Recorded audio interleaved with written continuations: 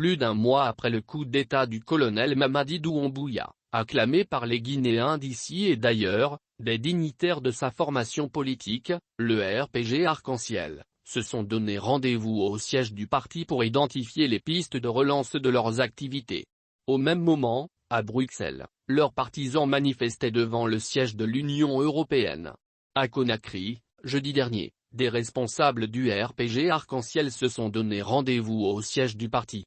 Ali Kaba, l'ancien président du groupe parlementaire de la majorité, assure que les cadres de l'ancienne formation politique au pouvoir entendent travailler d'arrache-pied pour maintenir le RPG au devant de la scène politique.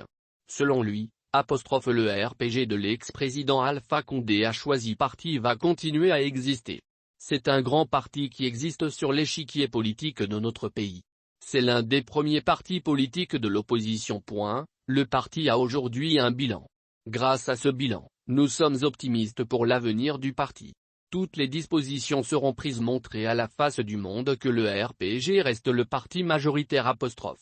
À Bruxelles, des manifestants du RPG étaient devant le siège de l'Union européenne pour exiger la libération de l'ex-président guinéen.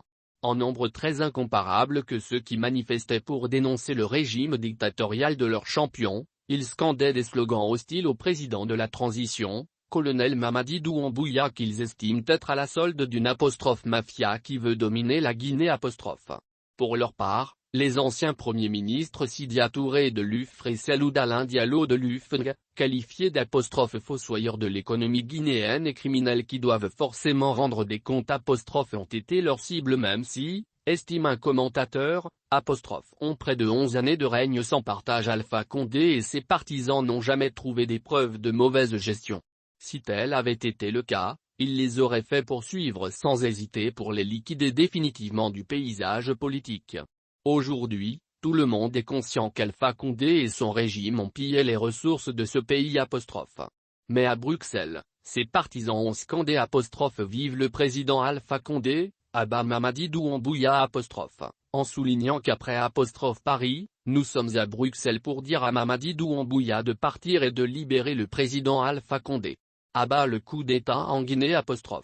Pour un commentateur, c'est certain que ces gens du RPG de Paris et Bruxelles ne réalisent pas que la page d'Alpha Condé est définitivement tournée et que le colonel Doumbouya est solidement installé pour diriger la transition.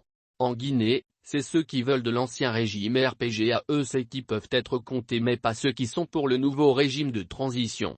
La CEDEAO a constaté la légitimité des nouvelles autorités et l'Union européenne en a fait de même. Espérons que les audits seront faits avant les élections pour que seules les personnes propres soient autorisées à se présenter.